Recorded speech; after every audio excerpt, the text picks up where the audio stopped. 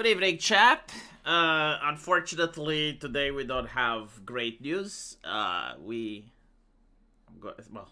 I'm actually going to say that I've been a little bit affected by this because I actually like the guy.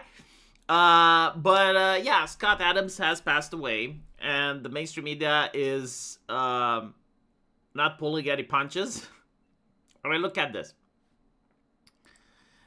Controversial comic strip creator who begged Trump to save his life dies. Now, I am English second language, and I actually want to ask you guys, especially if you're from the UK or from the United States, am I going crazy here, or you don't usually write something like this because it sounds like he died begging like a dog, which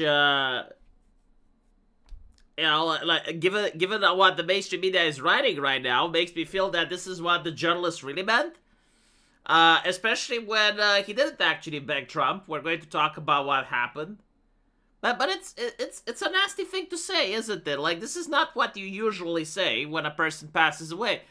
And this isn't the only article. Now, this is from the Independent.cock, so it's a big publication. But here's another example. Inside disgraced Dilbert creator Scott Adams' biggest controversies following death at 68. Like, the man just died a couple of minutes ago. Here's the thing. I'm not upset about the fact that, someone died and other people are being like this. Because I don't live in a world of ideology and high morality. I live in a world of pragmatism, and I understand that, sometimes when a person dies, that person had friends and enemies, and so the enemies, they're not going to all of a sudden become fake or change their mind. Like, no, like, if someone hated a guy when they were alive, then they will hate that guy after he is dead. Like, that's just how human nature is, and most of us may experience it that sometimes, like, a guy you really hate passes away, and you may not think, oh, like, that's so sad. No, you'll probably think, okay, finally, right? Like, I am aware that this happens, but the thing that's shocking, quote unquote, about this is, like, what exactly did Dilbert Scott do? What did Scott Adams do in order to deserve this level of hate? That's the interesting thing, right? Like, the way they're saying disgraced creator. Like, what exactly did he do in order to get disgraced? Because usually, when a public person dies, for someone to go out in the press and to try and cheer about his death or to try and mock it, like, they must have done something pretty fucked up, right? It must have been either a criminal or a politician that raised people's taxes, flooded the streets with criminals, maybe lowered people's lifestyle, right? Like, they must have had, like, a significant impact. But no, apparently, what he did is that he read statistics, and in the statistics, it said that 53% of black people think it's okay to be white. And according to logic and math, if 53% of black people think it's okay to be white, then it means that 47% of them either don't know what to say or don't think so. And so Scott Adams, looking at the numbers, and you could see that he was doing this live, right? He was reacting to this as he was reading the statistics. Like, he didn't have any preconceived notions. But he's like, okay, like, that's almost 1 out of 2 black people, according to the study, that think it's not okay to be white. In other words, like, it's not okay to be me. And his take was, well, how can you live with people like that? And, I mean, would you find it unreasonable if a black person read that 1 out of 2 white people don't think it's okay to be black, and then the black person would be like, well, how can I live amongst these people, right? Like, it's concerning, isn't it? Now, America couldn't summon the most intelligent people in academia. The United Kingdom didn't have anyone that is being paid by the government to push anti-racism. Like, none of those people were found in order to explain to Scott Adams. It's like, no, look, it's actually fine. Like, you can have people living next to you that don't think it's okay to be white, and like, it's perfectly fine. And probably, like, black people can also live next to others that don't think it's okay to be black. Like, this is actually normal, right? But no, they didn't do that. Instead, what they did is they canceled his comic. And now they're acting as if, because he said that, the public just stopped buying his comic. So it's kind of like the comic failed simply because the market didn't want to read it anymore. When in reality, it's like, no, it was a gatekeeper, right? Like a single person that made the decision that because of his statement, the public is not allowed to read the comic anymore. It's not like there wasn't a market there, because he started live streaming after that, and his live streams were actually quite popular.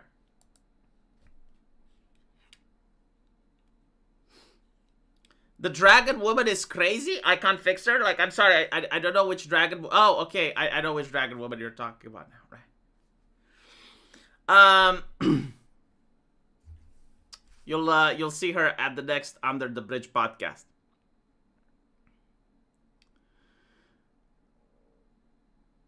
Anyway,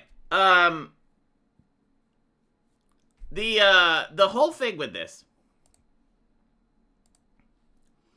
is that it shows the level of malice and how little it takes in order to upset the other side, to upset leftists. Like, literally just asking questions. And if you play the video game that the British government released, that is actually one of the bad endings, right? Like, you read a negative news article and you start reading stats, and that is problematic. It's like poisoning your soul. There's no coming back from that. Statistics. Horrible. Now, the thing with him, like, begging Donald Trump, I actually made a video about it when it happened, so I know that he didn't beg Donald Trump. It was genuinely a very heartfelt moment. And what happened was that he was diagnosed with prostate cancer, just found out. And he makes a live stream, and he's quite concerned about it. You know, he's going through this first stage, which is denial. And then I think, like, what is the second one? The bargaining, right? Anyway, he makes a live stream, and you can see that he is very affected by the fact, like, he can't believe the fact that he got diagnosed with prostate cancer, and he's still looking for options. And you can tell that he was scared. Now, he ends up making another stream a couple of days later. And in this stream, he says something interesting happened. He says that a phone number that he didn't know who it was called him. And he called back, and it's like, you reach the President of the United States. And he was like thinking that it's a prank. It's a scam. It must be a lie, like, you know. But then he gets another phone call, and this time it actually leaves a message. And he listens to the message, and it was actually Donald Trump. And Donald Trump was like, look, I found out about your cancer, and if you need anything, like anything at all, whether it's financial, whether it's medical treatment, like, I will do my best in order to provide it. And the reason that this was really wholesome is because Scott Adams didn't go and campaign for Donald Trump. Like, he didn't go to the stadiums next to him, you know, shaking his hand and making pictures next to him, endorsing him in real life. No, what happened is that in a realm where all of the public figures, all of the actors, all of the celebrities, all of the influencers, all of them were anti-Trump. Like, if you guys remember just how bad it was during the Biden administration, a lot of people would suddenly veer to the left because you didn't get banned. And so, like, you had so many people that would all of a sudden refuse to support Donald Trump because Donald Trump was banned from every platform. and there were terms of service that prevented you from having like any type of MAGA talking points. And Scott Adams wasn't one of these people. Like, he actually, got canceled, and he continued speaking MAGA talking points. And so Donald Trump basically, like, showed a little bit of loyalty, It was like, okay, well, I understand that this is what happened, and I'm going to do my best to try and save. So, like, he didn't beg, right? Didn't beg Trump to save his life. He did what every single human being would do in that situation. Like, if you're sick, if you have prostate cancer and someone that has the resources calls you and is saying something like, hey, if you need any help, I'll do my best. Like, most people will go like, fine, okay, yes, please help me, right? Like, that's not... Anyway, am I wrong, though? Because, like, again, English second language. So, I generally don't know if the vibe is the way I interpret it. Like, maybe I'm a little bit cynical because I'm from Eastern Europe. And if someone writes an article like that, I get the image that the journalist was basically saying, he died and he begged like a dog. Like, that's the image that I get. And maybe I'm a little bit malicious here when I think like that. But seeing what the other articles are saying, I'm starting to wonder if it's not like genuine malice, right? But like the journalist wasn't able to express the entire malice because, well, cancel culture exists for the left now. Can you read the letter that Elon posted? All right, let me check. I don't know what Elon posted because I just woke up and I just saw the news, so I haven't done my due diligence yet. A final message from Scott Adams. Okay, so apparently Scott Adams posted one last letter. I actually saw his tweet. He posted something 5 or 6 days ago, and he basically said that he can't move his legs anymore. One of the tumors, they were pressing on his spine, and he was unable to move his legs. So it was really sad. But anyway, he posted this saying, a final message. If you are reading this, things did not go well for me. I have a few things to say. My body failed me, but not my brain. I am of sound mind as I am writing this on January the 1st, 2026. If you wonder about any of my choices for my estate or anything else, please know that I am free of any coercion or inappropriate influence of any sort, I promise. Many of my Christian friends have asked me to find Jesus before I go. I'm not a believer, but I have to admit the risk-reward calculation for doing so looks attractive. So here I go. I accept Jesus Christ as my Lord and Savior, and I look forward to spending eternity with Him. The part about me not being a believer should be quickly resolved if I wake up in heaven. I won't need any more convincing than that, and I hope I'm still qualified for eternity. For the first part of my life, I was focused on making myself a worthy husband and parent as a way to find meaning. That worked, but marriage doesn't always last forever. And mine actually ended in a very amicable way. Once the marriage was unwound, I needed a new focus, a new meaning. That marked the start of my evolution from Dilbert cartoonist to author. What I hoped would be useful books. By then, I believed I had amassed enough life lessons that I could start passing them on. Right, so I followed up with my books, with my book Win Bigly, that trained an army of citizens how to be more persuasive, which they correctly saw as a minor superpower. I know that book changed lives. My next book, Loser Think, tried to teach people how to think better, especially if they were displaying their thinking on social media. And finally, my book, Reframe Your Brain, taught readers how to program their own thoughts. I also started podcasting called Coffee with Scott Adams, dedicated to helping people think about the world and their lives in a more productive way. Yeah, so, like, this is the man that the journalists are hating right now. And they are leading with his life achievement being a controversial comic book writer. It's like, okay. I started watching Scott Adams shortly after Trump won his first term. would tune in once in a while and sometimes regularly to see what he said about the current stuff. Can't believe he is gone. Yeah, I mean, I actually have to say that I can't believe he is gone because I was watching him regularly as well. So, like when it comes to people suffering from cancer, once it gets to a certain point, death is actually a relief. And I'm saying this because I actually saw my mom get through cancer, and it's not pretty. So, once it gets to the point where you can't move your legs and stuff, if it happens to me, then I would be happy if I go as fast. But anyway, begging is a loaded term. All right, so I'm not talking out of my ass. Right, it is a loaded term. I had the same vibe. You know what? I actually want to ask ChatGPT what ChatGPT thinks about this.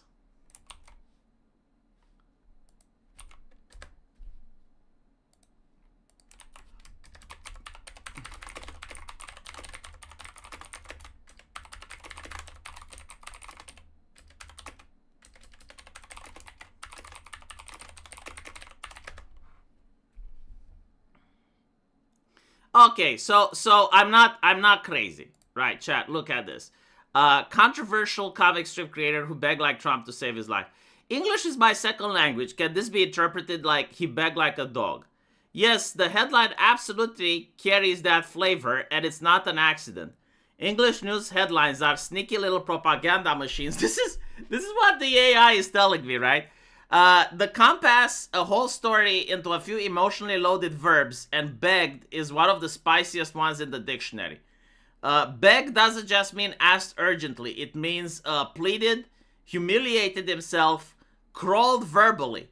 The mental image is very much hands shaking, dignity on the floor, pride out the window.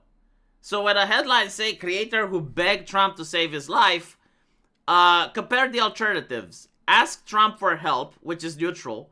Appeal to Trump, which is formal, political. Sought the intervention of Donald Trump, which is dignified. Begged Trump, emotionally naked, socially debased. Your instinct beg like a dog is basically how native speakers feel about it. Even if no one would say it out loud, the word quietly smuggles in judgment. This is especially important in political reporting. The headline could have said, who sought Trump's help, but that doesn't make him look ridiculous. Begged does. Language here is doing character assassination with a velvet glove. English doesn't just describe reality, it nudges you towards an emotional verdict while pretending to be factual. It's just the fun and the danger of it. Okay, so, yeah, the AI just explained it. It's not that it just said, yes, you're right, V. It actually gave, like, a really good, solid argument. And probably that's why a lot of journalists absolutely despise the AI, and politicians and people in the UK as well. Because you can use it literally like that. You put the article in and you ask it the pertinent question, and it doesn't just respond with yes or no. It provides the explanation, the reasoning. So it is a really good analysis, yes. I'm surprised ChatGPT is attaching with some leftist propaganda. Well, it's because the Biden administration is no longer in power. I don't know why a lot of people miss this, but it actually did happen. During the Biden administration, Kamala Harris was nominated as the AI czar. And unlike the border czar, when it came to AI, she actually did a good job. From the point of view of the Democrats. The Democrats literally wanted the AI not to do this. Like, they genuinely wanted the AI to have political correctness. And so it wasn't that OpenAI didn't know how to make a useful tool, or that they didn't know how to get ChatGPT to talk like this. Is that they were pressured by the government to prevent such helpful responses from happening. And the reason, the AI wouldn't say the N-word, it wouldn't make jokes about black people, but it would make jokes about white people. Why it wouldn't say anything positive about Donald Trump, but it would say something positive about Joe Biden, is because Kamala Harris, as the AI czar, was basically pushing political correctness. But now Kamala Harris is not the AI czar, and OpenAI actually wants to make money. And so the AI is genuinely a tool that's supposed to be useful. It's not supposed to be leftist or right wing, unless you customize it. Like if you like to live in delusions, you can make a prompt, right, in the AI settings, and you can say, "I want you to answer to me like you're a left-leaning woke feminist academic," and then the AI will behave the same way that it behaved under Kamala Harris as the AI czar. Dilbert future prediction. 45 in the future, it will be easy to find customers who are gullible enough to buy any product, no matter how worthless and stupid. Looks like he predicted Funko Pop. AI wouldn't say the N-word because AI is inherently white coded. It says the N-word now. Like, no, seriously, I can get the AI to say the N-word. It's just that it would demonetize my video. But no, you can get it. If you're not using it in a racist way, yeah, it will say the N-word.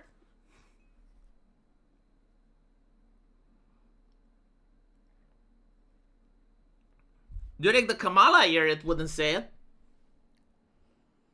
Like, for instance, if you ask the AI, why was it that back in the day, in the 90s, Hollywood would say the N-word a lot? And you can actually type it, right? Like, you can type the Niger. Type the Niger over there, and the AI flat out responds, and it responds with the Niger back. Can even give you quotations. No, ChatGPT. Yes, like ChatGPT says the Niger. Right? It's fine. I don't know if Gemini says the Niger. I would have to check. But I know Grok does, and I know that ChatGPT does. Anyway, he also got a nice message from the U.S. president. Sadly, great influencer Scott Adams has passed away. He was a fantastic guy who liked and respected me when it wasn't fashionable to do so. He bravely fought a long battle against a terrible disease. My condolences go out to his family and all of his many friends and listeners. He will truly be missed. God bless you, Scott. So it's exactly what I've said. By the way, is this AI generated or did this really happen? I'm not going to put them in bikinis, don't worry.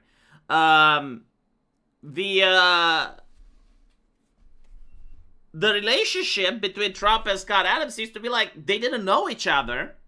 But Trump actually saw that this guy is a celebrity and, you know, he's getting canceled by promoting Donald Trump.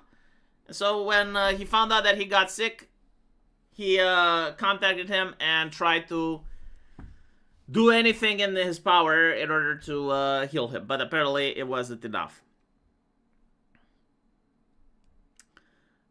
This AI slop is really hijacking people's empathetic ego sense. I don't know, man. Like, have you been on the internet for the last decade? I generally start to think like people don't have empathy on the internet, and I can explain why. When you're online, you don't see another person, you don't see their body language, you don't hear the inflection in their voice.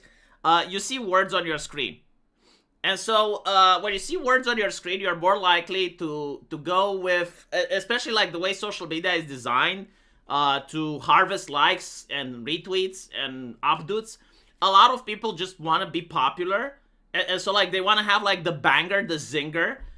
Whether or not they care about it, it doesn't matter. But assessing whether or not an individual has empathy by the way they use the internet, I don't think it's going to give you an accurate reading.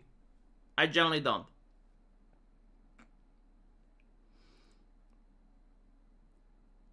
Internet was better before women got online. No, I think like internet was better when rich people were online. I actually discussed this with a friend of mine.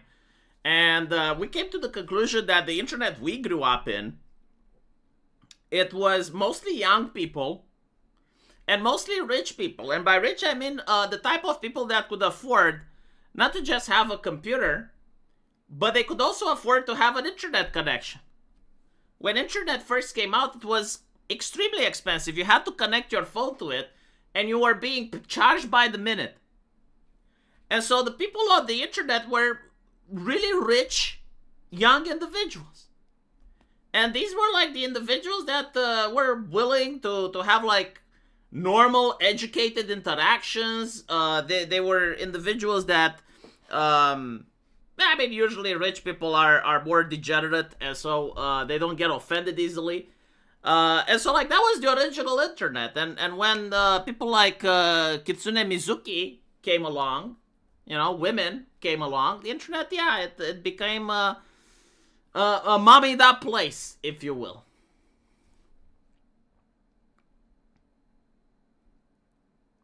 I had dial up with my phone. Line busy, 18 hours a day. I remember how annoying it was if you had a phone in your house and someone picked it up and you were on the internet, you'd lose your connection. Like, you would be online, you would play a video game or something like that, and then someone would ring your phone or your mom would pick it up and would call someone, and your StarCraft game would just drop dead. And so I remember like staying up late because like that's when no one would call. That was in the 90s. No, I mean in Romania it wasn't, right? So like maybe it's true in America. But we had dial-up connection all the way into the early 2000s, I think. Yeah, I think like 2000, 2005, dial-up still existed. Correct me if I'm wrong, but I don't think I am.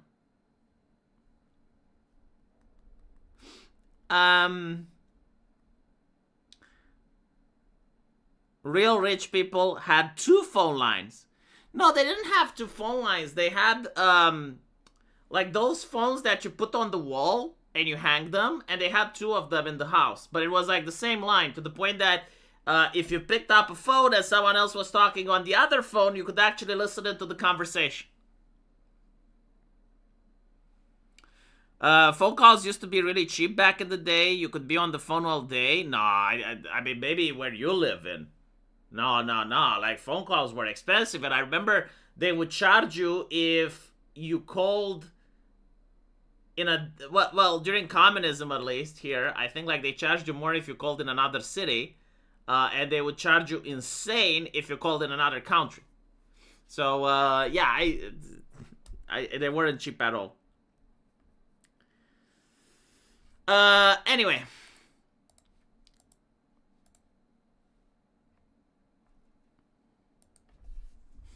There was something else that I wanted to talk about.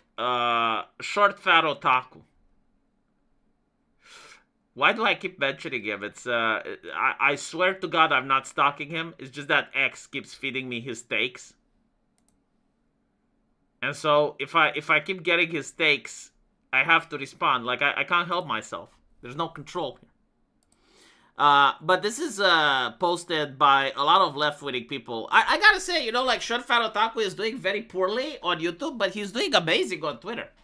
Like, every single time he posts something, he enrages so many people. He's getting like 34,000 likes or shit, right? So like, he's doing really well on Sitter. Financially, I mean. His channel is dying, but his way of rage farming is very efficient.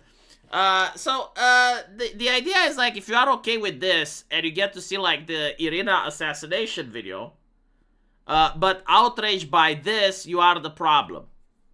And Short Fat Otaku says these people are psyoping themselves into believing that everyone they opposed actually wanted that Ukrainian woman getting killed.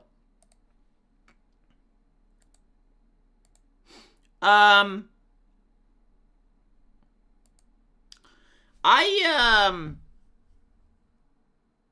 wanna raise a question here. Let's imagine for a second, right? Like you guys know the Irina assassination video. Like, I can't play it on YouTube because reasons, but you guys know it, right? Like, you got it in your mind right now. What would have happened hypothetically if, let's say, a white guy was there, a police officer or whatever, and he would have shot the black guy before he could stab Irina? Or maybe tackle him and like, ended up choking him or something. But, like, a situation where the death of Irina could have been prevented, right? So like that Ukrainian girl is sitting there on her phone. The black guy gets up, tries to stab her, but like someone shoots him. What do you think people would say on Reddit? What do you think people would say on Blue Sky? What do you think people would say on CNN? Right? Because this is what Dev doesn't understand. This is why people are what people are saying. They're not saying that people on the left wanted Irina to die. But what they are saying is that if the death would have been prevented, they would have probably been very opinionated about it. And the other thing that people on the right are saying is that the policies of being soft on crime led to the death of Irina. They're not saying that people on the left cheered, because for Irina, I don't think they did. Going to be honest, they cheered for Charlie Kirk, but like this chick wasn't popular, like she wasn't a celebrity. They don't know if she was a Trump supporter or not, so like they weren't really happy about it. But when right-wingers are blaming the left for the assassination, they're blaming the leftist policies that they support, which is to be soft on crime, which is when you have like an individual that manages to go in front of a judge at least 10 or 11 times and then he's still back on the street. When you have like entire initiatives like you have in Australia that are constantly cracking down on right-wingers and only right-wingers because that's the only thing they know what to do. And they ignore any other type of crime. That's what people are saying.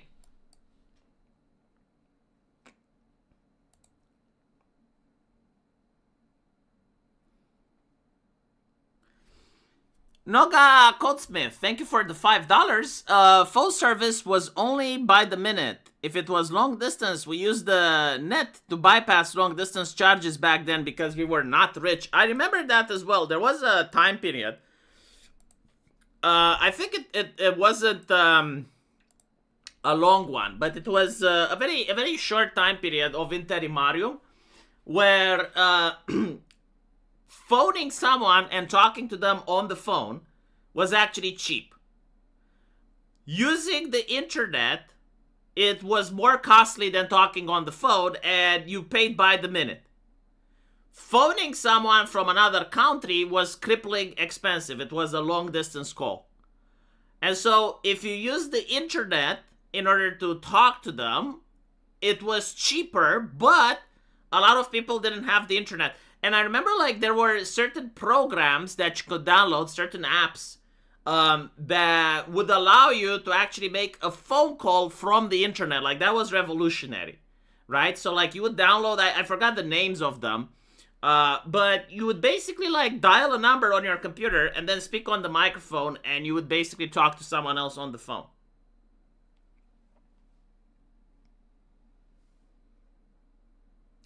What is sad is that had she been black and the same guy killed her, they wouldn't have cared. So let's see, if a black woman would have been killed by a black man, would people care? I'm going to be honest here, and I'm not going to say like what I think would have happened. Sorry, like my personal opinion. I'm just like thinking of such a situation. And based on what's happening in America, I think you're probably right. Yeah, I think like if Irina would have been black and she would have been stabbed by a black man, I think like it would have been less of an outrage from the right wing. But the justification that they would give would be, well, 90% of African Americans vote Democrat, so they voted for these policies, and so like this is what happens when you support these policies. I think you're right. Yes, like if she was black, people wouldn't have cared as much. Like, look, we live in a racialized society. I'm just making an analysis, right? I would have cared. I don't think it's normal for anyone to be in a subway and get stabbed. Like, I would have generally cared. But I don't think, like, I would have seen the video because it probably wouldn't have gone viral.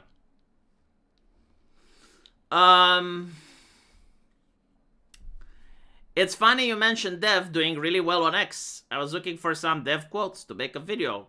Couldn't find any. It's almost like he's a different person when he's on X.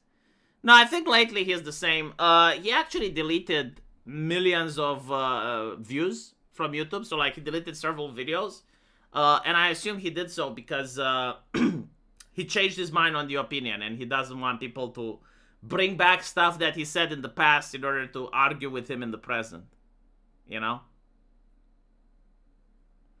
Yeah, this is why I'm saying, right? Because again, I don't want to lie. I don't want to be viewed as I'm an ideologue and anything that the right-wingers do is holy and everything that left-wingers do is bad. There are a lot of shootings in Chicago every single day, right? And we don't get to see any of the videos. I think like what was really cruel in Irina's video and what made it go viral was the fact that she wasn't affiliated with any gang. She wasn't killed by accident. She wasn't mugged. Not that any of these things are justifiable, but like usually people kind of get the reasoning, if you will, right? But in her situation, she didn't do anything. And the thing with like getting the reason is that, well, if someone is killed for a reason, usually you as a person that's watching the murder, you can say, okay, this is what I can do to prevent myself from becoming a victim, right? So like if you see someone getting shot because they're in a gang, it's like, okay, well, I need to make sure I don't get in a gang. Like if you don't get in a gang, you don't get shot, right? Seeing someone that gets shot because of because they're mugged, it's like, okay, well, if I'm in a situation where I'm going to get mugged, I should just give them the money, right? My life is more important than whatever money I'm carrying. Make sure that I don't carry too much with me. Okay? Like that's what I would do. But if you see someone like getting killed for no reason whatsoever, and there's no way to prevent them, and it's just pure malice, like, yeah, that freaks people out. Because like there's nothing that goes through your mind. It's like, what would I have done in that situation? And the answer is nothing. And the problem is that I can see myself sitting in a metro, right? Like you're sitting down on a chair minding your own business, or you can see yourself or your wife being in the same position.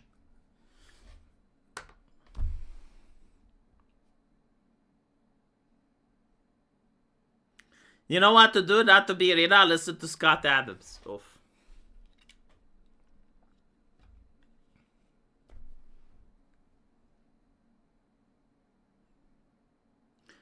They saw her die and they didn't try to help. I don't think they could have, number one.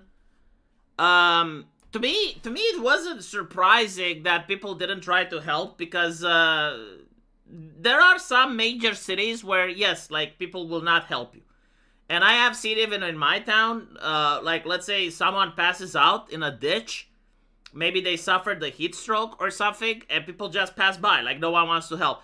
So, like, I'm not shocked with the fact that people didn't help. What I am shocked is that the guy was with a knife, stabbed someone, and no one got scared. Like, I'm trying to position myself being there. If I see someone with a knife stabbing someone, I'm backing the fuck away. But, like, there were individuals that were sitting there. The guy literally goes behind them. They're not even turning around. It's like these people had a survival instinct. I mean, maybe they didn't see it because it happened so fast, right? I just don't understand, like, how it's possible, right? Like, I get, like, not trying to help her. I really do. And it's not because I'm not casting moral judgment. I am. But I do live in a city. I have seen it happen. And I've seen it happen in other places. And so, like, I assume that this is the standard, right? Like, if you are in a big city and you fall down, the chance of someone being a good Samaritan is actually lower than someone intervening. It's just the way it is. Like, this is life, you know, facts, don't care about my feelings. But with that out of the way, like, if in my country someone was to stab someone else, it would be a major panic. Like, people would scream, they would try to flee, they would try to go away, they would definitely make eye contact, or at least make sure that they're looking at the person at all times. Here, no one cared. It was like, oh, okay. And that happened. And the reason that is shocking is that it must have happened so many times. Like, they must have seen such an event so many times to the point where they don't care.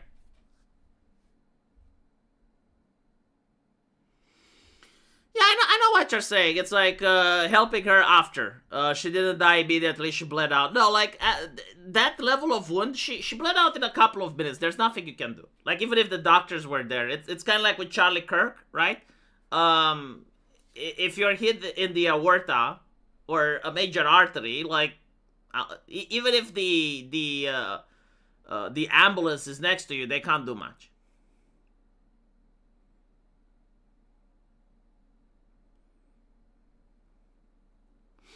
Again, I explained it with Dev. It's not that he doesn't want to make the trucker video. Is that when the trucker thing was relevant, censorship was high, and it was his own government, and I genuinely believe that he didn't want to get censored. And now he's too lazy. And also, like, no one cares, you know? But like, I would point this, you know? It's been a long time, and no one cares. But he did invite me to talk about Biden stealing the elections from Trump. And I'm like, Dev, my brother in Christ, it's 2026, okay? It's a dead fucking subject. And the entire premise is retarded. It's like me asking you, prove to me that Putin didn't steal the elections using only Russian sources. My God, my phone battery, you know, here's the thing. I'm not a consumer, chat. I don't like to consume that much. And so my phone is probably like 4 or 5 years old. And I actually want to replace its battery. Because like the phone works fine. Everything is good, right? Like everything is fine. I just want to replace its battery. I can't. I fucking can't. You know, like the thing is, you would believe that the European Union, that is really high on fucking with American corporations and protecting consumer rights, you would think that this would be like the very bare minimum they could do. There is absolutely no reason that if you want to swap the battery of a phone, you're not able to, because you used to. I remember when I used to. Like when phones came out, I remember when the first Apple came out, I'm pretty fucking sure you could swap its battery. You could just open the thing up, pick up the battery, plug a new one. Why can't I do this? Well, yeah, no, like, the thing is, you're right. You can actually change the battery, right? But it would cost me more than if I buy another phone, like a better model. And so, most people just buy another phone. They upgrade. I don't want to upgrade. I like this phone. Right? And I don't want to pay too much. I want to pay for a new battery. That's it. That's literally all I want to do. I want a new battery. I don't want to pay too much. Why do I have to pay more than the battery? Doesn't make any sense. Yeah, it's cheaper to get a new phone. That's pretty much how the system is designed. Old Man V, reminiscing his younger days.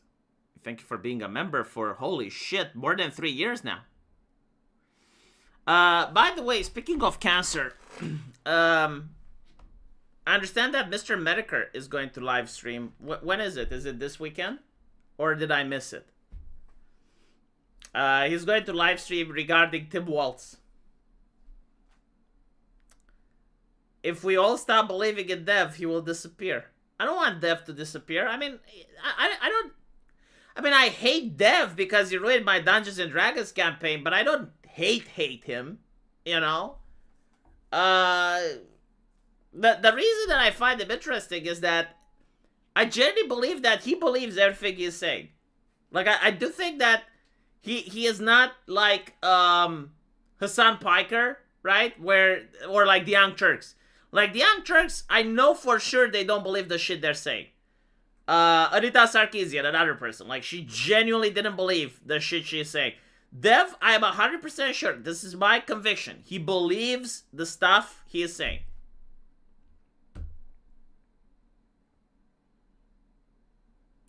Oh, he already streamed? I missed it?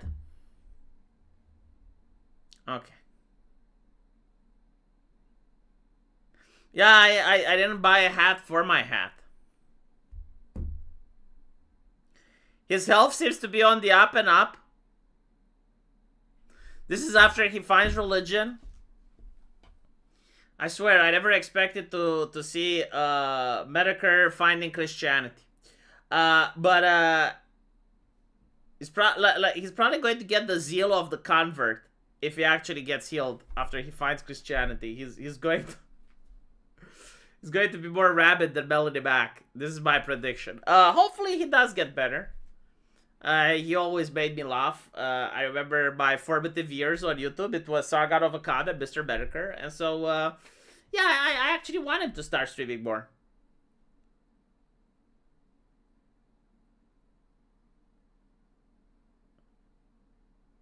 He strikes me as a true believer on the verge of a collapse. Yeah, no, I generally see, like, the thing is that there are some people that I unironically do not believe that they believe. If that makes any sense. I shouldn't give a lot of names, but like, okay, fine, you know what? Nick Fuentes, I don't think he believes. There are many others, but like, there are individuals that I personally, like, do not think that they believe. I think that it's, performative, right?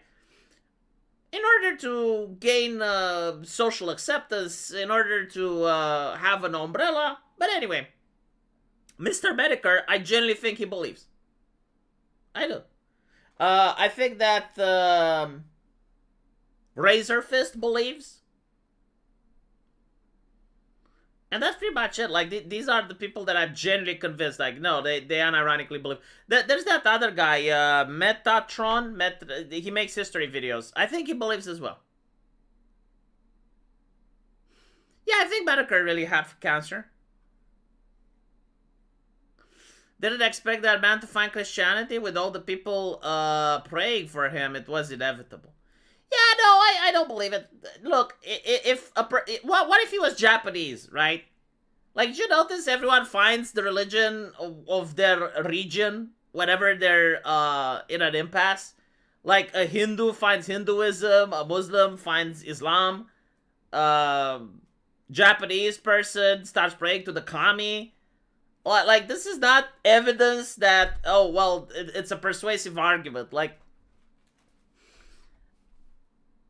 I better should not say more, because I don't want to spill my atheist in this particular stream, but it's a conversation that I already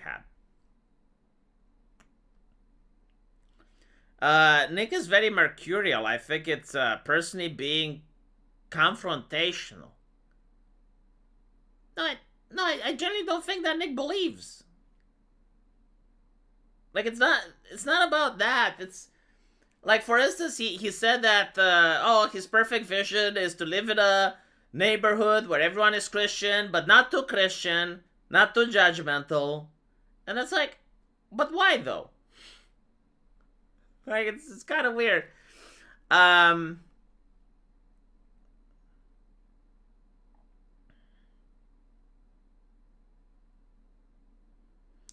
There are black Americans who go to Christianity and others who go to Islam. Well, yeah, but like, it's based on what their friends and communities are like. If you're a person that grows up in a Christian house, chances are you're going to take their denomination as well.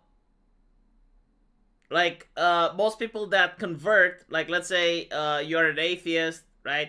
And your parents are Orthodox. Like, when they convert to Christianity, they're going to be Orthodox. They're not converting to Catholicism. You know? Nick is a Fed. I'm pretty sure that he is, but like, a lot of people hate me because I'm saying that, which I don't know why they think it's controversial, but you know, like, again, I'm not saying like don't listen to Nick. I'm not against like a person that says something that is common sense. Like, if it's common sense, it's common sense. But what I am saying is that every single time there's an election, he tells people to vote Democrat. And that's what I have a problem with. I don't have a problem with his ideology. I don't have a problem with the stuff that he's saying. I generally don't care. But, like, whenever there's an election, he's like, oh, we all need to go vote Democrat. And so, like, the question is, well, why don't you make a collab with Hassan Piker and Vosh? And go around America and encourage for people to vote Democrat. Because apparently, it's good for them, it's good for you, right? And people get upset when I say it like that. And it's like, but why do you get upset? You literally want Democrats to win for accelerationism, right? So, like, just join hands with Hassan and Vosh and vote Democrat. Like unite the power. Unite the right, as they called it. People get upset when I say that. And it's like, I don't get why. Maybe he's a Fed like 4chan is a Fed. No, I don't know. I don't think he's a Fed. He's too charismatic for that. Well, that's not what a Fed means. A Fed means like, you got a deal, right? Like you're an informant. So like you get in a bad situation. And I think like the Feds do the same thing that they did in the Soviet Union, right? So the secret police, the KGB or the Securitate in Romania, what they would do is that if you do something bad, right, like you break the law, they would arrest you, and then they would say, look, I understand you're a kid, you didn't mean this, you probably didn't expect things to escalate, we can make it go away. Like we can just make it vanish. What we need you to do is we need you to tell us what we want to know. Like, what are your parents talking about in the house? What are your colleagues saying at work? You know, like that type of thing. And if you talk, you get rewarded. If you shut the fuck up, you get charged. The reason people accuse Nick of being a Fed is because when January 6th happened, there were individuals that had their entire life ruined or arrested just because like they had a credit card in that area. Like they found that there was like a charge that they did in that area, right? So like they immediately got called to questioning. The people that actually got caught on security cameras, like the QAnon shaman and all of those that were caught in the camera inside January 6th, like they were arrested, placed in a prison. Meanwhile, there's a video, like actual video evidence with Nick Fuentes, and like it's not a person that individuals have to track down. Like he's a public figure, right? Like I'm pretty sure the feds know where he is. And he is like there encouraging people to go into the Capitol building, right? And nothing happens to him. Nothing happens to him. And it's like, okay, well, hold on a little bit. How is it that it's happening to all these other people, but not to him? And this is why people are accusing him. It doesn't make any fucking sense. Unless the Democrats are playing 4D chess and it's like, oh, we're going to ruin his reputation and we're just going to leave him be.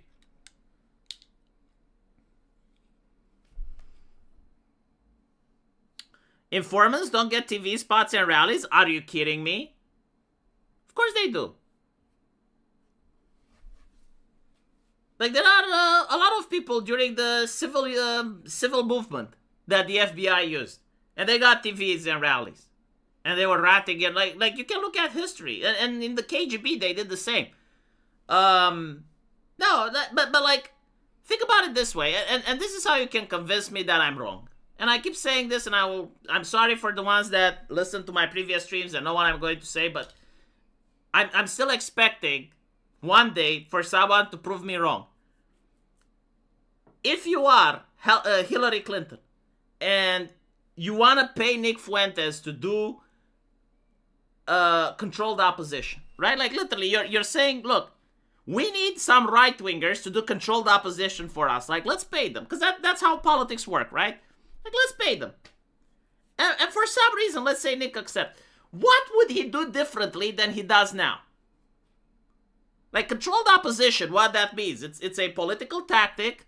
It's very prevalent in Russia, like Putin loves it.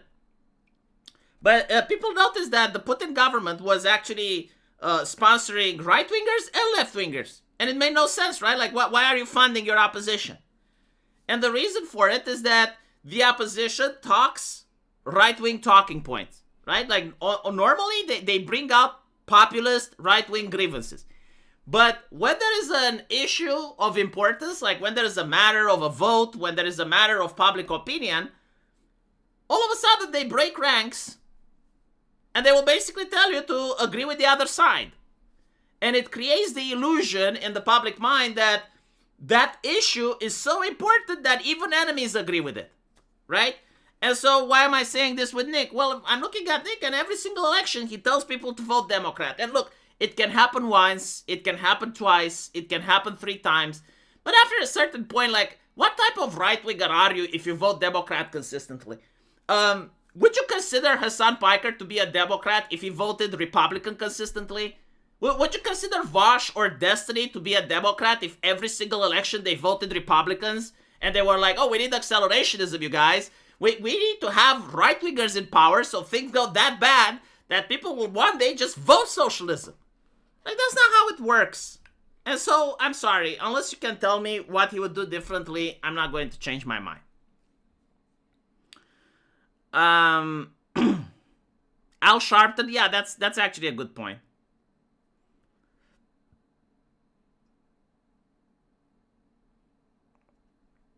If Fuentes was a Fed, they'd have meaned him up further to make him less appealing. No, that's not what controlled opposition is. Like, they don't want him to be less appealing. If you make Fuentes less appealing and he loses subscribers, they just go to someone else that you don't control. Like you're not thinking properly. You're thinking in the idea of suppression. That's not what controlled opposition does. What they would want is for more people to watch Fuentes, and when it matters, Fuentes would basically tell them Democrat talking points, right? So, like, for instance, vote Democrat every single election, right? Like, that's what it means to have controlled opposition. It doesn't mean like, oh, you want your asset, your guy, to be toxic and to have no one watching him. Because if you want that, you can just shut down his channel, right?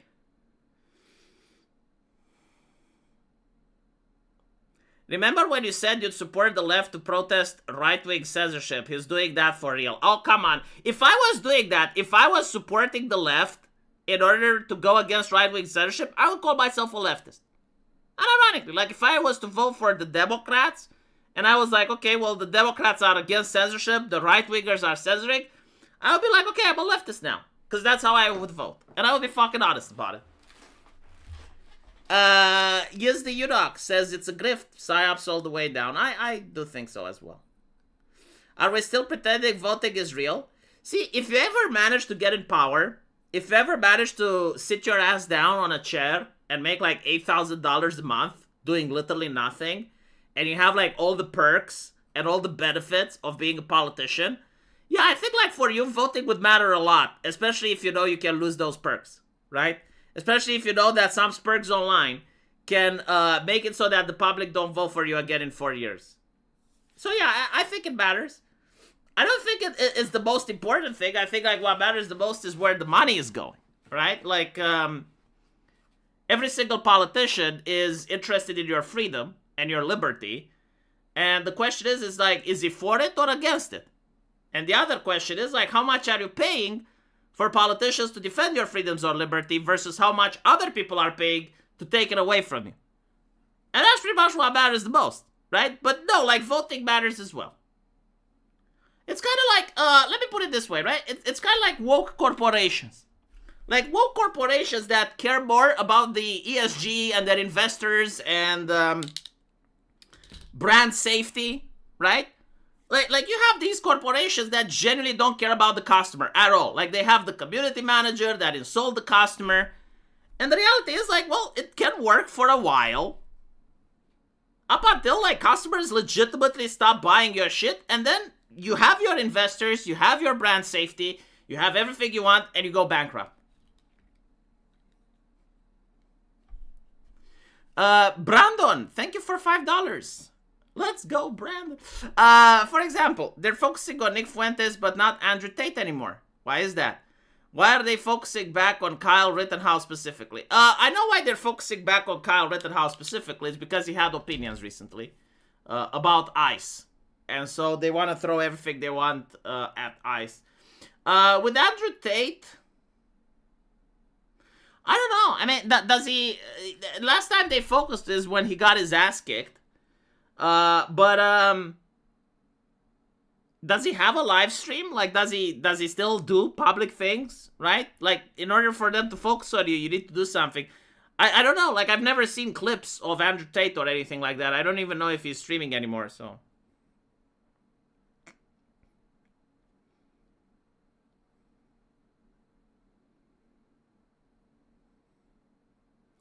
You can make AI videos as evidence, and you only need to bribe the judge to convict people.